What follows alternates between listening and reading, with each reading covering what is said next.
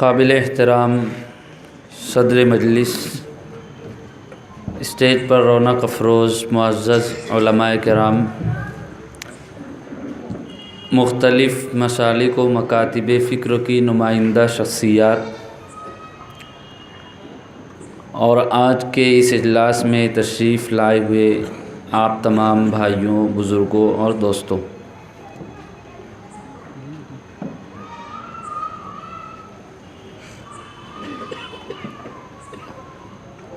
گھڑی کا کانٹا 11 سے تجاوز کر چکا ہے۔ تھوڑی ہی دیر میں میرا اور آپ کا سب کا 12 بجنے والا ہے۔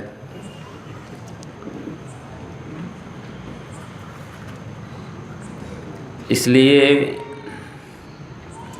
بہت طول طویل گفتگو کرنے کے بجائے شارٹ اینڈ سویٹ مختصر انداز میں چند باتیں آپ کے سامنے رکھ رہا ہوں، اس لیے کہ پیش رو مقررین نے بہت ساری اہم باتیں تفصیلی انداز میں آپ کے سامنے رکھی ہیں، اور اب جو باتیں آنے والی ہیں وہ بھی ہمارے انہی معزز علماء کرام کی باتیں ہیں، بس زبان میری ہے بات ان کی۔ عربی زبان میں کہاوت ہے، قول الحکیم و فعلہ لا یخلو عن الحکمہ۔ کسی بھی عقل مند انسان کا کوئی کام یا اس کی کوئی بات حکمت سے خالی نہیں ہوتی۔ حضرات علماء کرام اہل علم بھی ہوتے ہیں، اہل حکمت بھی ہوتے ہیں۔ اس لیے اگر ہمارے اکابر علماء کرام نے یہ فیصلہ کیا ہے کہ ہماری پردہ نشین خواتین اسلام گھروں میں گوشۂ عافیت کو چھوڑ کر چند گھنٹوں کے لیے سڑکوں پر نکل کر اپنا احتجاج درج کروائیں، تو یقیناً اس کی کوئی حکمت، کوئی مصلحت اور کوئی اہم ضرورت ہوگی۔ وہ ضرورت کیا ہے؟ دیکھیے، اللہ رب العزت نے ہم لوگوں کو ایک ایسا دین اور ایک ایسی شریعت عطا فرمائی ہے جو بے مثال ہے، بے نظیر ہے، اور پوری دنیا میں سوائے مسلمانوں کے کسی کے پاس ایسا منظم نظام زندگی نہیں ہے۔ اللہ نے ایک ایسا دین عطا فرمایا ہے جو پیدائش سے لے کر موت تک ہماری رہبری اور رہنمائی کرتا ہے۔ بچہ ماں کے پیٹ میں ہو تو اس کے تعلق سے بھی شریعت کا حکم موجود ہے، اور انسان زمین پر آ جائے تو بھی شریعت کا حکم ہے، قبر میں چلا جائے تو اس کے متعلق بھی شریعت کے احکامات ہیں۔ امام اعظم ابو حنیفہ رحمۃ اللہ علیہ، جن کے مسلک و مشرب کے مطابق ہم اپنی دینی امور کو انجام دیتے ہیں، انہوں نے اپنی زندگی میں لاکھوں لاکھ مسائل زبانی اور تحریری طور پر بیان کیے۔ ایک شخص نے ان سے سوال کیا، وہ عالم دین تھے اور امام صاحب کی خدمت میں رہ کر علم حاصل کرتے تھے۔ ایک مرتبہ سوال کیا، امام صاحب بتائیے، کبھی زندگی میں ایسا ہوا کہ آپ نے کوئی مسئلہ بیان کیا ہو، کوئی فتویٰ دیا ہو اور پھر آپ کو اس پر افسوس ہوا ہو؟ تو سوال بڑا تعجب خیز ہے، اس لیے کہ آدمی کو اچھا کام کرنے پر خوشی ہوتی ہے، افسوس نہیں ہوتا۔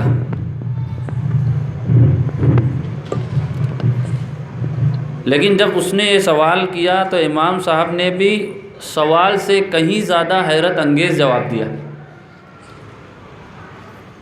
امام صاحب نے کہا کہ ہاں، ایک مرحلہ ایسا آیا کہ کچھ لوگ میرے پاس چل کر آئے، آ کر انہوں نے مجھ سے پوچھا کہ ایک حاملہ عورت کا انتقال ہو گیا ہے، بچے کی ولادت ہونے والی تھی، چند لمحہ پہلے اس کا انتقال ہو گیا، اور بچہ پیٹ میں گردش کر رہا ہے، جو اس بات کی علامت ہے کہ بچہ زندہ ہے۔ اب ہم لوگ پریشان ہیں کہ اگر اس خاتون کو اسی طرح دفن کر دیں تو بچہ اپنی ماں کے ساتھ زندہ قبر میں دفن کر دیا جائے گا، اور اگر بچے کو پیٹ چاک کر کے باہر نکال لے تو ایک میت کی بے حرمتی لازم آئے گی، تو ہم لوگ کریں تو کیا کریں؟ امام صاحب رحمۃ اللہ علیہ فرماتے ہیں میں نے قرآن و حدیث کی روشنی میں غور و فکر کیا، اجتہاد کیا، اور اخیر میں اس نتیجے پر پہنچا کہ اس میت کا پیٹ چاک کر کے اس عورت کے پیٹ میں سے بچے کو نکال لینا چاہیے، اس کے بعد اس کی تدفین کرنی چاہیے۔ چنانچہ میں نے یہ فتویٰ دے دیا۔ وہ لوگ تو چلے گئے، میں نہیں جانتا کہ پھر جانے کے بعد جب انہوں نے بچے کو ماں کے پیٹ سے نکالا تو بچہ زندہ تھا یا نہیں۔ اگر بچہ زندہ رہا ہوگا تو اچھی بات ہے، لیکن اگر بچہ مردہ حالت میں نکلا ہوگا تو بے سبب میرے فتوے کی وجہ سے ایک میت کی بے حرمتی لازم آئی۔ اس لیے مجھے آج تک اپنے اس فتوے پر افسوس ہے۔ تو پوچھنے والے جو طالب علم تھے، عالم دین تھے اور امام صاحب کی خدمت میں رہ کر علم حاصل کرتے تھے، انہوں نے کہا امام صاحب آج کے بعد آپ افسوس کرنا چھوڑ دیجئے۔ وائے؟ امام صاحب نے پوچھا کیوں؟ اس لیے کہ اس مردہ عورت کے پیٹ کو چاک کر کے جس بچے کو باہر نکالا گیا تھا وہ میں ہوں۔ اگر آپ وہ فتویٰ نہ دیتے اور آپ یہ فیصلہ کرتے کہ نہیں پتہ نہیں بچہ زندہ باہر نکلے گا یا نہیں نکلے گا، تم اسے اسی طرح دفن کر دو، تو یقیناً میں دنیا میں آنے سے پہلے ہی قبر کے پیٹ میں چلا جاتا۔ تو اس واقعے سے جہاں یہ بات معلوم ہوتی ہے کہ علماء کرام کا وجود ہمارے حق میں کتنا رحمت کا سبب ہے اور ان کی رہبری اور رہنمائی ہمارے لیے کتنی ضروری ہے، وہیں یہ بات بھی سمجھ میں آتی ہے کہ شریعت اسلامیہ کیسے کیسے نازک موقع پر ہماری رہبری اور رہنمائی کرتی ہے۔ اللہ تعالیٰ نے قرآن و حدیث میں بہت سارے احکامات بیان فرمائے۔ بعض احکامات کو اللہ نے بڑے مختصر انداز میں اشارات کے ذریعے بیان کر دیا، لیکن بعض احکامات کو اللہ نے بڑے مفصل انداز میں بیان کیا ہے۔ جن احکامات کو اللہ نے کھول کھول کر مفصل انداز میں بیان کیا ہے، انہی احکامات میں سے احکامات طلاق بھی، طلاق کا نظام بھی۔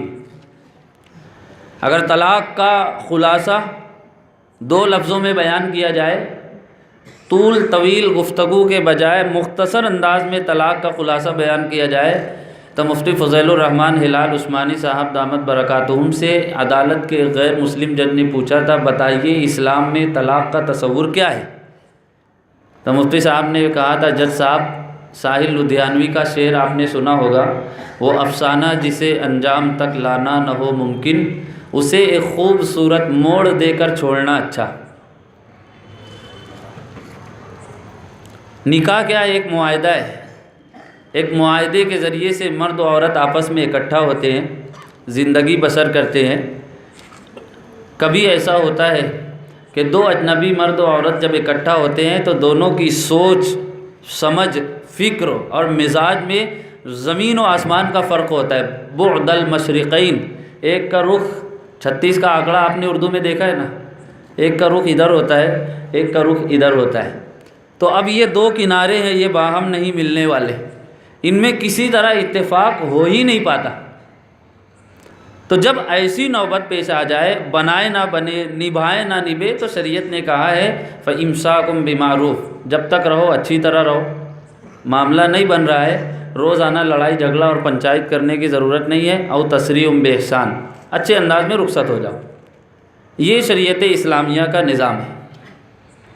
اور آپ کو جان کر حیرت ہوگی، مفکر اسلام مولانا محمد ولی رحمانی دامت برکاتہم نے گزشتہ دنوں یہ بات اپنے مضمون میں بھی لکھی اور زبانی بھی بیان کی کہ اسلام میں طلاق کا نظام آسان ترین ہے۔ ہندو، عیسائی، سکھ، بدھ، جین اور دیگر جتنے مذاہب ہیں، سب کے مقابلے میں اسلام نے طلاق کا نظام بالکل آسان رکھا ہے۔ اس کے باوجود مسلمانوں میں طلاق کی شرح سب سے کم ہے۔ 2010 کی مردم شماری کی جو رپورٹ سامنے آئی، اس کے مطابق سب سے زیادہ طلاق کی شرح ہندوؤں میں ہے، پھر عیسائیوں میں ہے، پھر سکھوں میں ہے، پھر بدھ مذہب کے ماننے والوں میں ہے، پھر جین مذہب کے ماننے والوں میں ہے، اور 41% مسلمانوں میں ہے۔ یعنی اگر 200 نکاح ہوتے ہیں تو 1 نکاح کا اختتام طلاق پر ہوتا ہے۔ وجہ اس کی کیا ہے؟ مسلمان جب تک بیوی کو نکاح میں رکھتا ہے اچھے انداز میں، اور جب معاملہ بنائے نہیں بنتا تو اچھے انداز میں اس کو رخصت کر دیتا ہے۔ اور دوسری قوموں میں حال یہ ہے، جیسے ہمارے ہندو بھائیوں میں طلاق کا پہلے کوئی تصور ہی نہیں تھا۔ سن 1956 میں ایک نیا قانون لایا گیا ضرورت کو دیکھتے ہوئے، اور ہندوؤں میں طلاق کی اجازت دی گئی، لیکن اس شرط کے ساتھ نکاح آپ کریں گے طلاق عدالت کا جج دے گا۔ بات سمجھ میں آ رہی؟ ہاں، آپ خود سے طلاق نہیں دے سکتے، بلکہ آپ کو طلاق چاہیے، آپ جا کر عدالت میں درخواست پیش کیجئے، عدالت آپ کے معاملے کی انکوائری اور جانچ کرے گی، اسے سمجھ میں آئے گا کہ ان کی طلاق ضروری ہے تو اجازت دے گی۔ اب اس انکوائری کے دوران کتنے سال گزر جائیں گے یہ آپ کہہ نہیں سکتے۔ گوا کی ایک خاتون نے عدالت میں درخواست کی، میں اپنے شوہر سے چھٹکارا چاہتی ہوں، مجھے طلاق دلوائی جائے، تو ماشاءاللہ عدالت نے تقریباً 20 سال کے بعد اس عورت کو اجازت دی، ٹھیک ہے تم طلاق لے سکتی ہو۔ تو وہ عورت رونے لگی، اور عدالت میں روتے ہوئے اس نے کہا کہ اب جوانی کے دن جب گزر چکے ہیں تو میں اپنے شوہر سے طلاق لے کر کس سے نکاح کروں گی؟ مجھے اس کا کیا فائدہ ملے گا؟ اور اس کے برعکس مسلمانوں کا معاملہ یہ ہے، وَإِن يَتَفَرَّقَا يُغْنِ اللَّهُ كُلًّا مِّن سَعَتِهِ، یہ طلاق کے ذریعے سے جب جدا ہوتے ہیں اللہ دونوں کو ایک دوسرے سے بے نیاز کر دیتا ہے۔ اللہ نے کسی کو کسی کا محتاج نہیں رکھا ہے، سب کو اللہ نے اپنا محتاج بنا کر رکھا ہے۔ تو جب یہ جدا ہوتے ہیں تو شوہر کو پہلی بیوی سے زیادہ بہتر بیوی مل جاتی ہے، بیوی کو پہلے شوہر سے اچھا شوہر مل جاتا ہے۔ یہ بات عجیب لگے تو معاشرے میں ایسے لوگوں کی زندگیوں کو قریب سے دیکھ لیجئے جن کا پہلا نکاح کسی وجہ سے ٹوٹ گیا تو بعد میں انہوں نے دوسرا نکاح کیا اور بڑے خوشگوار انداز میں زندگی بسر کر رہے۔ تو یہ طلاق کا نظام ہے، اور اس سے بہتر نظام کوئی پیش نہیں کر سکتا۔ اللہ کی ذات علیم و خبیر بھی ہے، عدل و انصاف والی بھی ہے۔ اللہ نے جو قانون بنا دیا دنیا کے سارے انسان مل کر اس سے بہتر قانون پیش نہیں کر سکتے۔ دنیا کے انسان جو قانون پیش کریں گے، آج قانون پیش کریں گے، کل اس میں ترمیم کریں گے، تیسرے دن تبدیلی کریں گے، چوتھے دن اس کو منسوخ کر دیں گے۔ لیکن اللہ نے جو قانون بنا دیا 1400 سال سے زائد کا عرصہ گزر چکا ہے، اور قیامت تک یہ قانون باقی رہے گا، انسانوں کی ضرورت پوری کرتا رہے گا، ان کے مسائل حل کرتا رہے گا۔ تو اس لیے ہم لوگ چونکہ ایمان والے ہیں، اس لیے ہماری شان یہ ہے، تقدیر کے پابند نباتات و جمادات، مومن فقط احکام الہی کا ہے پابند۔ اب حکومت کو اور کوئی خاص کام تو ہے نہیں، ہوتا یہ ہے کہ آدمی جوش و جذبات میں آ کر جب بہت وعدہ کر لیتا ہے تو اس کے لیے نبھانا مشکل ہو جاتا ہے، اور جب آدمی وعدہ پورا نہیں کر پاتا تو پھر وہ سوالات سے بچنے کے لیے اور توجہ ہٹانے کے لیے نت نئے مسائل کھڑے کرتا ہے۔ ہمارے موجودہ پردھان منتری اور ان کے وزراء اور پوری حکومت مل کر ابھی سے 2019 تک یہی کرے گی، لوگوں کی توجہ کس طرح ہٹائی جائے، تو جو مسئلہ نہیں ہے اس کو مسئلہ بنایا جائے، نان ایشوز کو ایشوز ڈکلیئر کیا جائے۔ بس یہی ایک مقصد ہے، درد کچھ اور ہے، بتایا کہیں اور جا رہا ہے۔ بھائی کون سا ایسا مذہب ہے، کون سا ایسا ملک ہے جہاں کچھ ایسے لوگ نہیں ہوتے جو قانون کو فالو نہیں کرتے، جہاں کچھ لوگ ایسے نہیں ہوتے جو شریعت کی نہیں مانتے، جو اپنی من موجی زندگی بسر کرتے ہیں۔ مسلمانوں میں بھی ایسے لوگ ہیں جو شریعت کے بتائے ہوئے نظام کے بجائے جوش جذبے میں آ کر، غصے میں آ کر اپنی بیوی کو ایک ساتھ 3 طلاق دے دیتے۔ وہ غلط کرتے ہیں، ہم بھی کہتے ہیں، شریعت بھی کہتی ہے کہ وہ غلط ہے، لیکن کسی کی غلطی کا الزام اور کسی کی غلطی کی سزا پوری قوم کو دینا اور پورے قانون کو ختم کر دینا، یہ کہاں کا انصاف ہے؟ اگر ناخن بڑا ہے ناخن کو کاٹیے، انگلی مت کاٹیے، یہ مسئلے کا حل نہیں۔ پولیس والوں کو بندوق دی جاتی، کبھی کسی کا دماغ خراب ہو جاتا ہے تو وہ بندوق اٹھا کر کبھی اپنے آپ کو ختم کر لیتا ہے، کبھی اپنے ساتھیوں کو ختم کر لیتا ہے۔ تو کیا حکومت کہے گی کہ پولیس والوں کو بندوق نہ دی جائے، یہ اس کا غلط استعمال کر رہے ہیں؟ نہیں کہے گی۔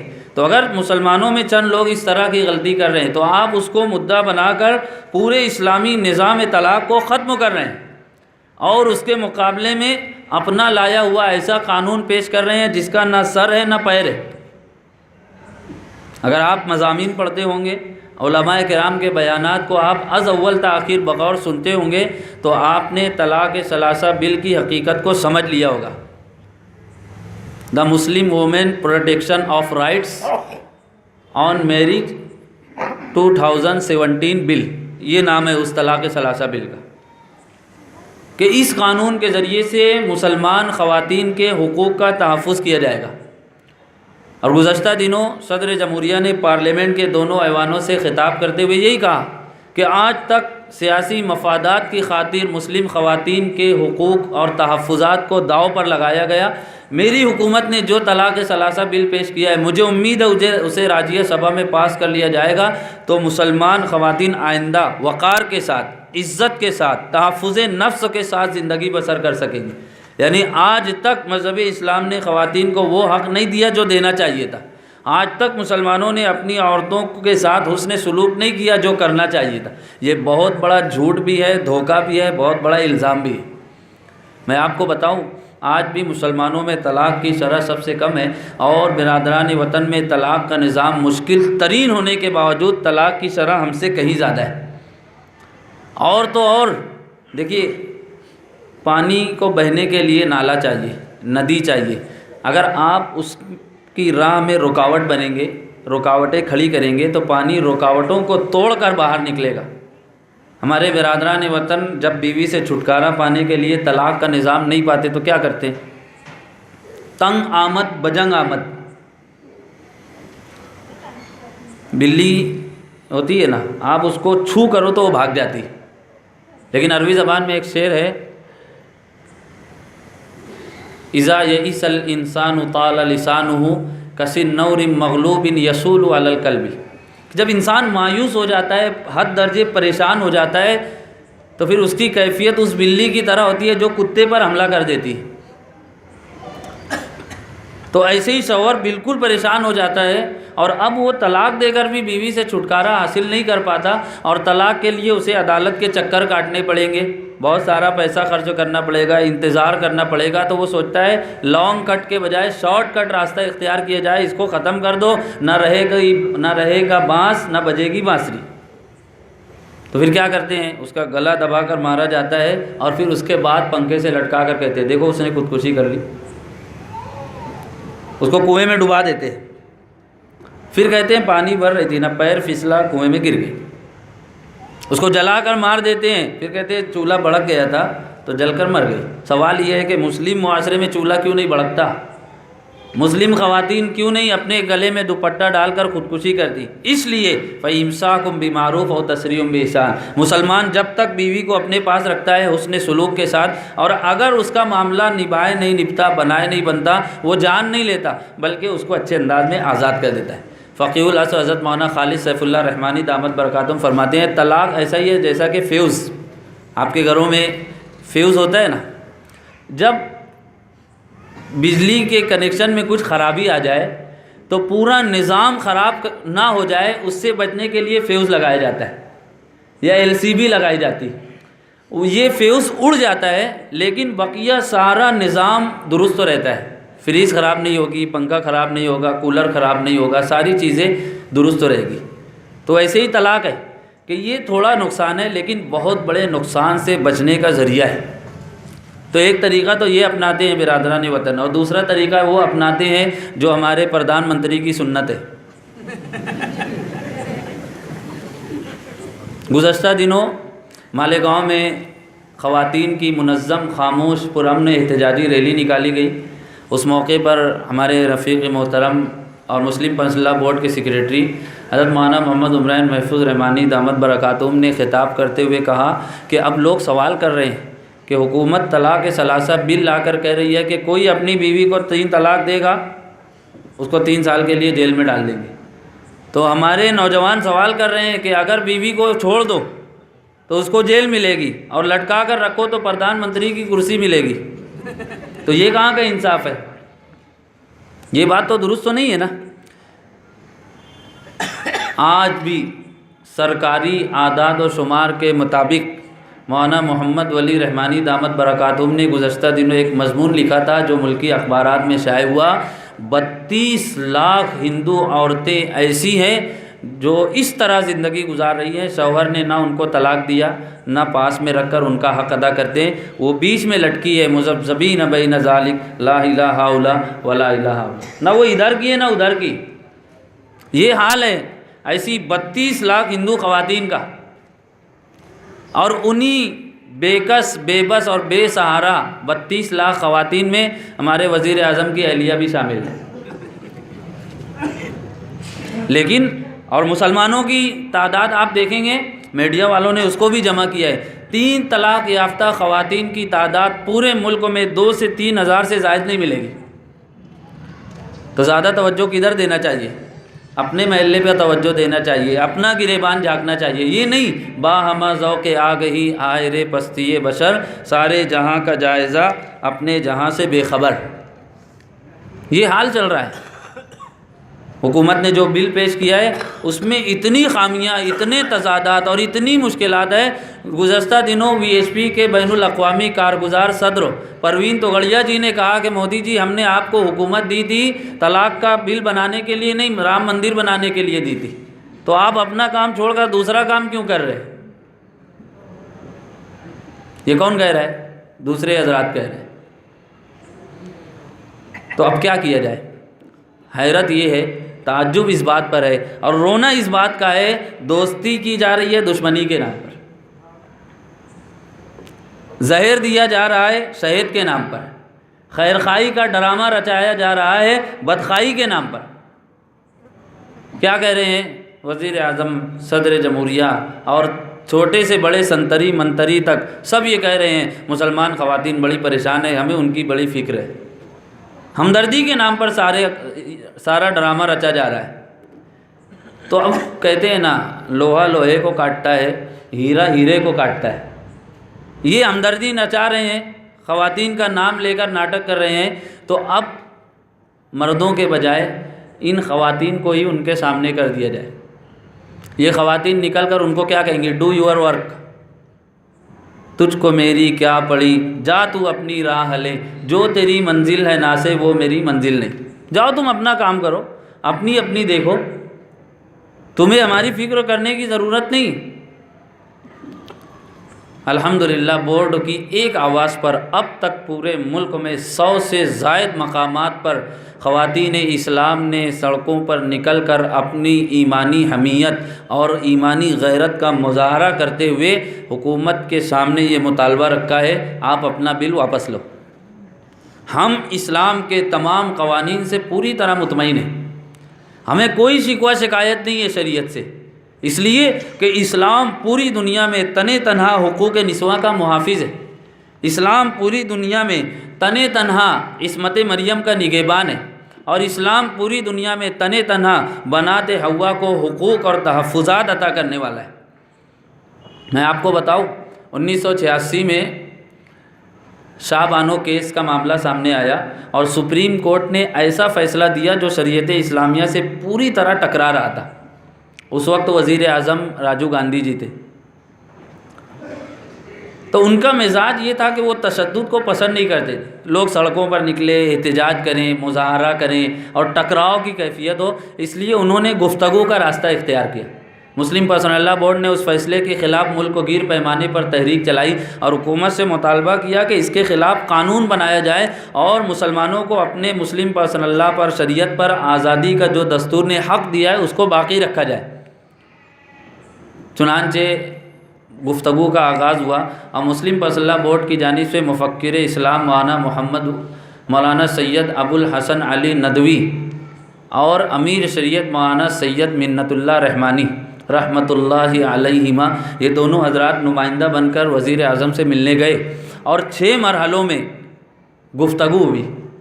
اسلام نے عورتوں کو کیا حق دیا، کیا تحفظات دیے، کیسا مقام و مرتبہ دیا، اور اسلامی تعلیمات میں عورتوں کی کیسی رعایت کی گئی ہے، ان پر کیسا احسان کیا گیا ہے کہ اسلام نے ایک عورت کو اگر وہ ماں ہے تو اس کے قدموں میں جنت بتائی، اگر وہ بہن ہے تو وہ بھائی کی آبرو ہے، اگر وہ بیوی ہے تو شوہر کے لیے چین و سکون کا ذریعہ ہے، اگر وہ بیٹی ہیں تو اللہ کی رحمت ہے۔ یہ ساری باتیں ان کے سامنے رکھی، اور اسلامی قوانین عورتوں کے حق میں کیسے منصفانہ اور عادلانہ ہے، اچھے انداز میں ساری باتیں رکھی۔ آپ کو جان کر حیرت ہوگی، کہتے ہیں نا جادو وہ جو سر چڑھ کر بولے، الفضل ما شہیدت بہ العادہ۔ وزیر اعظم کی سمجھ میں ساری باتیں آ گئی، اور اس لیے باتیں سمجھ میں آ گئی کہ وہ وزیر اعظم سمجھدار تھے۔ آپ سمجھے کہ نہیں؟ ہاں، اصل میں ایک آدمی ہے نا، وہ سویا ہوا ہے، آپ اس کو تالی بجا کر اٹھا سکتے ہیں۔ ایک آدمی سو نہیں رہا ہے، سونے کا ناٹک کر رہا ہے، آپ اس کو ڈھول بجا کر اٹھا نہیں سکتے۔ ان کی یہی کیفیت ہے۔ تو وہ سمجھدار تھے، انہوں نے بات کو سمجھ لیا، چنانچہ پارلیمنٹ میں ایک ایسا قانون بنایا گیا، اس میں ترمیم کی گئی، جو مسلمانوں کی پریشانیاں تھیں اس کو دور کر دیا گیا۔ اور آگے چل کر ایک موقع پر راجیو گاندھی نے کہا تھا، اسلام نے عورتوں کے حق میں جو قوانین بنائے ہیں اور عورتوں کے لیے اسلام نے جو ہدایات دی ہیں، پورے ملک کو اسے قبول کر لینا چاہیے۔ یہ کون کہہ رہا تھا؟ وقت کا وزیر اعظم راجیو گاندھی کہہ رہا ہے، اسلام نے عورتوں کے حق میں جیسے قوانین بنائے ہیں ان سے بہتر قانون کوئی ہو نہیں سکتا۔ میری رائے یہ ہے کہ پورے ملک کو اسے قبول کر لینا چاہیے۔ تو یہی صحیح طریقہ تھا۔ بھائی اللہ نے ہمیں شریعت عطا فرمائی، قرآن و حدیث کی روشنی میں 2 آنکھیں عطا فرمائی، ہم دیکھ کر چلنے والے، ہم اندھے نہیں۔ ہاں، دوسری قومیں جو ان قوانین سے محروم ہیں، اگر وہ چاہیں تو وہ ہمارے پیچھے پیچھے چلے، وہ بھی ٹھوکر کھانے سے بچ جائیں گی، اور یہ ان کے لیے اعزاز اور فخر کی بات ہوگی۔ اندھا آدمی کسی آنکھ والے کا ہاتھ پکڑ لے تو اس کے لیے اچھی بات ہے، لیکن بجائے اس کے گنگا کو الٹا بہایا جا رہا ہے۔ بھائی تم آنکھ والے ہو نا، اندھے کا ہاتھ پکڑ کر اس کے پیچھے چلو، تو یہ تو ہماری شان نہیں ہے، ایسا تو ہمارے نبی نے ہم کو سکھلایا نہیں۔ اسلام اتنی آسانی سے تو ہم کو ملا نہیں کہ ہم اس کو اسی طرح چھوڑ دیں، اور حکومت جو قانون پیش کرے، جیسا بل لے کر آئے، ہم اپنی شریعت کو چھوڑ کر اس پر عمل کرنے لگ جائیں۔ بھائی جو جان چاہو تو جان دیں گے، جو مال چاہو تو مال دیں گے، مگر نہ ہم سے یہ ہو سکے گا نبی کا جاہو جلال دے۔ بھائی ہمارے لیے ممکن نہیں، اٹ از امپاسبل۔ آپ ایسی توقع مت رکھو اور ایسا خواب مت دیکھو، کچھ بھی ہو جائے گا چلے گا۔ مسلمان بغیر شریعت کے جینا گوارا نہیں کرے گا، مرنا گوارا کرے گا، جینا گوارا نہیں کرے گا۔ ہاں، آپ کو ضرورت ہو رہی ہے، آپ ہمارے پیچھے آئیے، ہم آپ کی رہبری اور رہنمائی کرتے ہیں، ہم آپ کو راستہ دکھلاتے ہیں، ہم آپ کو بیوی کا حق بتاتے ہیں۔ کہنے والے نے کہا ہے، اغیار کے قدموں میں قلندر نہیں گرتا، ٹوٹے جو ستارہ تو زمین پر نہیں گرتا، گرتے ہیں سمندر میں بڑے شوق سے دریا، لیکن کسی دریا میں سمندر نہیں گرتا، اور تالاب تو برسات میں ہو جاتے ہیں کم ظرف، باہر کبھی آپے سے سمندر نہیں ہوتا۔ وہ اگر ہمارے پیچھے چلے اچھی بات ہے۔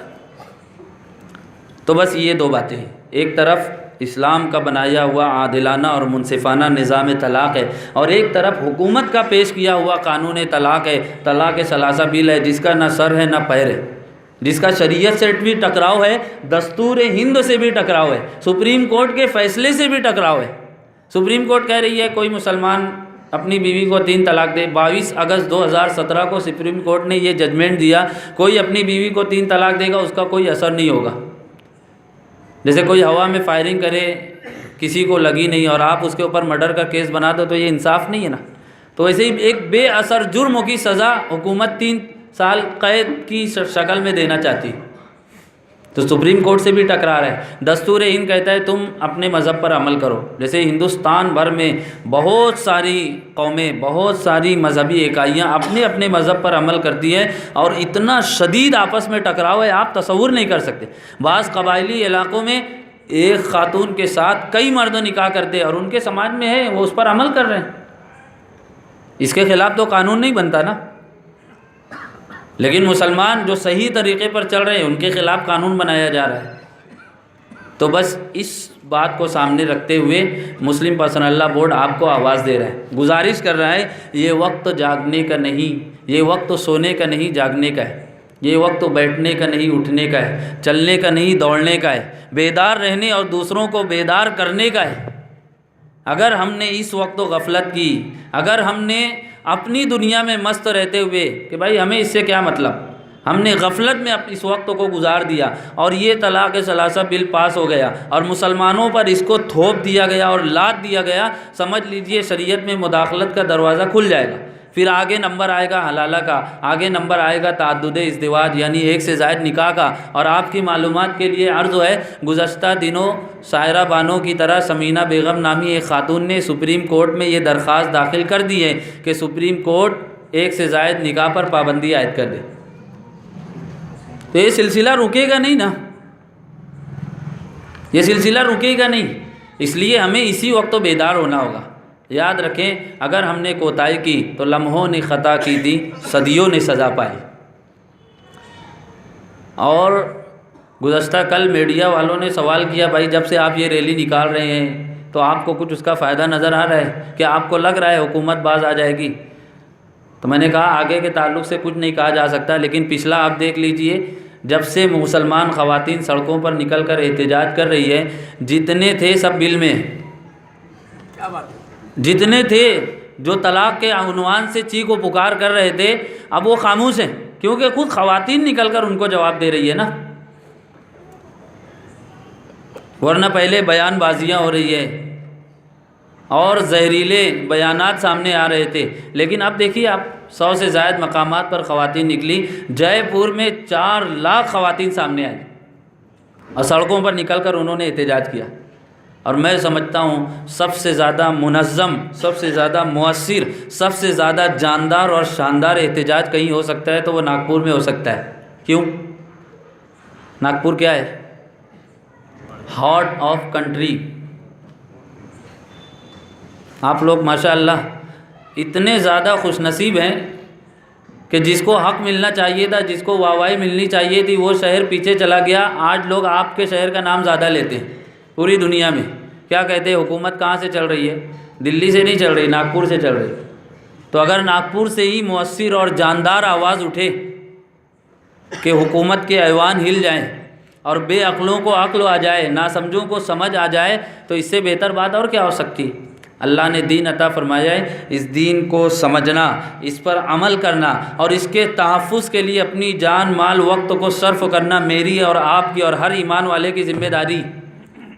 اللہ اپنے دین کی حفاظت کے لیے کسی کا محتاج نہیں ہے۔ وَإِن تَتَوَلَّوْا يَسْتَبْدِلْ قَوْمًا غَيْرَكُمْ ثُمَّ لَا يَكُونُوا أَمْثَالَكُمْ۔ آپ سامنے نہیں آؤ گے، اللہ کسی اور سے کام لے گا۔ لیکن اگر ہم دین کے مددگار بن جائیں تو آج کے حالات میں ان تنصروا اللہ ینصرکم ویثبت اقدامکم، اللہ کے دین کے مددگار بن جاؤ، اللہ تمہارا مددگار بن جائے گا اور تمہیں ثابت قدمی عطا فرمائے گا۔ اس لیے یہ وقت تو ہے اپنے دین کے تحفظ کے لیے اٹھ کھڑے ہونے کا۔ یاد رکھیے، کسی شاعر نے کہا ہے، اپنے کعبے کی حفاظت تمہیں خود کرنی ہے، اپنے کعبے کی حفاظت تمہیں خود کرنی ہے، اب ابابیلوں کا لشکر نہیں آنے والا۔ تو اس کے لیے ہماری پہلی ذمہ داری، اگر ہم نے اس مسئلے کو سمجھ لیا، بھائی سمجھے بھی کہ نہیں؟ کون کون سمجھا ہے؟ مسئلہ کیا ہے، کیوں ریلی نکل رہی ہے، کیا ہونا چاہیے، طلاق ثلاثہ بل کیا ہے، اسلام کا نظام طلاق کیا ہے، ذرا آپ لوگ ہاتھ اٹھا کر بتاؤ تو۔ میں تو ماشاءاللہ آپ کو بہت سمجھدار سمجھتا ہوں، تو میرا حسن ظن باقی ہے کہ نہیں؟ کچھ لوگوں کا ہاتھ اٹھا نہیں ہے۔ میں ابھی سارے مقررین سے کہوں گا دوبارہ آ کر اپنی بات کہیں۔ سمجھ لیے نا؟ اگر آپ سمجھ لیے تو پھر آپ دوسروں کو سمجھاؤ، دوسروں کو بتاؤ، اور بطور خاص اپنے گھر کی خواتین کو یہ حالات اور یہ ریلی کا مقصد اور اس کا پس منظر اور بیک گراؤنڈ بتاؤ۔ خواتین بیچاری گھروں میں رہتی ہے، گھریلو کاموں میں مصروف رہتی ہے، ان کو حالات کی اتنی خبر نہیں ہوتی جتنی ہمیں ہوتی، تو ہم جا کر ان کو بتائیں کہ اس ریلی کا پس منظر کیا ہے، اس کی ضرورت کیا ہے۔ اور پھر دوسری ذمہ داری یہ ہے کہ ان خواتین کو ریلی میں جانے کے لیے آمادہ کریں، انہیں اپنی سرپرستی میں کستور چند پارک تک پہنچائیں، اور اس دن چند گھنٹوں کے لیے گھریلو کاموں میں ہم مصروف ہو جائیں، گھریلو ذمہ داریاں ہم ادا کریں۔ رسول اللہ صلی اللہ علیہ وسلم نے گھر کے باہر کے کاموں کے ساتھ ساتھ گھر کے اندر کے کاموں کو بھی اختیار کیا ہے، انہیں بھی انجام دیا ہے۔ دیکھیے اس ریلی میں مردوں کا کوئی خاص کام نہیں رہے گا سوائے انتظامیہ کے، تو مردوں کو وہاں جا کر تماشا لگانے کی، بھیڑ کرنے کی ضرورت نہیں رہے گی۔ یہ خواتین ریلی کی، یہ جو ریلی ہے یہ خواتین کے لیے، تو مردوں کا اس میں کام نہیں رہے گا۔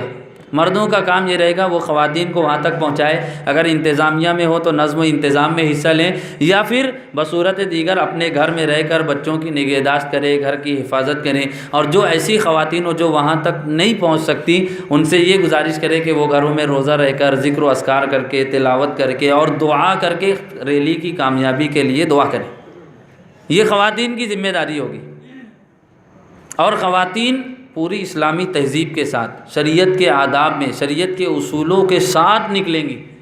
بعض لوگوں کے ذہن میں ایسا سوال آ سکتا ہے، ماشاءاللہ ہمارے معاشرے میں ایسا ہے نا، مفتی اکرم صاحب نے افتاء تک تعلیم حاصل کی، کتنا سال لگا؟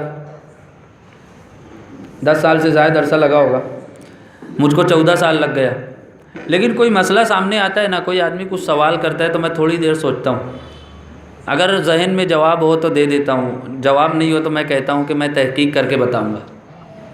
یہ جو صحیح مفتیان ہوتے ہیں یہ ان کی پہچان ہوتی ہے۔ لیکن بعض ریڈی میڈ مفتیان ہوتے ہیں، سوشل میڈیا کے مفکرین، دانشوران واٹس اپ اینڈ فیس بک، تو ان کا کام کیا ہوتا ہے؟ کوئی مسئلہ سامنے آیا فوراً اپنا منہ کھولا اور ٹائپ کیا اور اس کو آگے بڑھایا، اور جب منہ کھولا جھوٹ بولا۔ بعض لوگ ہوتے ہیں دین کی کوئی معلومات نہیں، مگر کوئی مسئلہ سامنے آیا وہ فوراً اس کا جواب دیتے۔ ایک مسجد میں امام صاحب نے آگے پیچھے سورہ پڑھ دی، سورہ فلق پہلے پڑھنی چاہیے تھی، پہلے سورہ ناس پڑھی پھر سورہ فلق پڑھ دی۔ اب یہ علماء کرام بیٹھے ہیں، آپ ان سے مسئلہ پوچھو، نماز کی صحت پر کوئی اثر نہیں پڑے گا۔ اگر آدمی جان بوجھ کر پڑھے تو مکروہ ہے، پھر بھی نماز ہو جائے گی۔ جیسے امام صاحب نے سلام پھیرا، فوراً ایک مفتی صاحب کھڑے ہوئے، کون سے مفتی صاحب سمجھے نا؟ ہاں، نماز نہیں ہوئی ہے، دوبارہ پڑھو، پلیز ٹرائی اگین، دوبارہ نماز پڑھو۔ تو میں نے کہا بھائی مفتی صاحب وہ خاموش بیٹھے ہیں اور آپ شور کر رہے ہیں، آپ اسی پر غور کر لو کہ اگر کچھ فرق ہوتا تو جو پیچھے مفتی صاحب نماز پڑھ رہے ہیں وہ تو کچھ کہتے۔ لیکن مفتیان کرام جو ہوتے ہیں وہ بہت سوچ سمجھ کر جواب دیتے، جیسے ایک آدمی۔ اور پھر لوگوں کے سوالات بھی بڑے عجیب ہوتے ہیں نا۔ ہمارے بزرگ بھی یہاں موجود ہے، اگر وہ اجازت دیں اور ان کی شان میں گستاخی نہ ہو تو میں آپ کو ایک مزیدار بات بتاؤں کہ لوگوں کے سوالات بڑے عجیب ہوتے ہیں، سوشل میڈیا پر سوال کرتے ہیں، براہ راست کرتے ہیں۔ ایک آدمی سوال کرنے لگا، بولے مفتی صاحب کسی غیر محرم کو ہم نے ہاتھ لگایا تو وضو ٹوٹ جائے گا؟ تو مفتی صاحب نے کہا ابے ہاتھ پیر بھی ٹوٹ جائیں گے۔ مفتی صاحب وضو کے مسائل بتا رہے تھے، فلاں چیز سے وضو ٹوٹ جائے گا، فلاں چیز سے ٹوٹ جائے گا۔ تو ایک آدمی کے ذہن میں آئے، بولے کسی غیر محرم کو ایسے چھو لیا تو وضو ٹوٹ جائے گا؟ بولے وضو کی بات کر رہے ہیں، ہاتھ پیر بھی ٹوٹ جائیں گے۔ ایک آدمی کہنے لگا مفتی صاحب اب وہ ایسا ہے نا کہ سوشل میڈیا پر سوال کرنا بالکل آسان ہے، دارالافتاء آنے کی زحمت کرتے نہیں لوگ، دین کو بالکل آسان سمجھ رکھا ہے۔ کچھ پوچھنا ہے سوشل میڈیا پر پوچھ لو، کچھ معلوم کرنا ہے نیٹ سے معلوم کر لو۔ جیسے کہ ابھی مفتی صاحب نے کہا نا، علماء سے رابطہ کیجئے، ان سے معلومات لیجئے، دین سے قریب ہو جائیے۔ سوشل میڈیا نے عوامی رابطہ اور علماء سے تعلق کو بھی بہت کم کر دیا۔ تو ایک آدمی نے سوال کیا، بولے اگر میں نماز پڑھ رہا ہوں اور سامنے سے شیر آ گیا تو مجھ کو نماز توڑ کے بھاگ جانا چاہیے یا نماز پڑھنا چاہیے؟ کیا کرنا چاہیے؟ کسی بزرگوں سے کسی نے سوال کیا، حضرت بتائیے میں نماز پڑھ رہا تھا، جنگل میں سفر میں تھا، اب سامنے سے شیر آ گیا تو میں نماز پڑھوں کہ توڑ کر بھاگ جاؤں؟ تو انہوں نے کہا اگر وضو باقی رہے تو پڑھتے رہو۔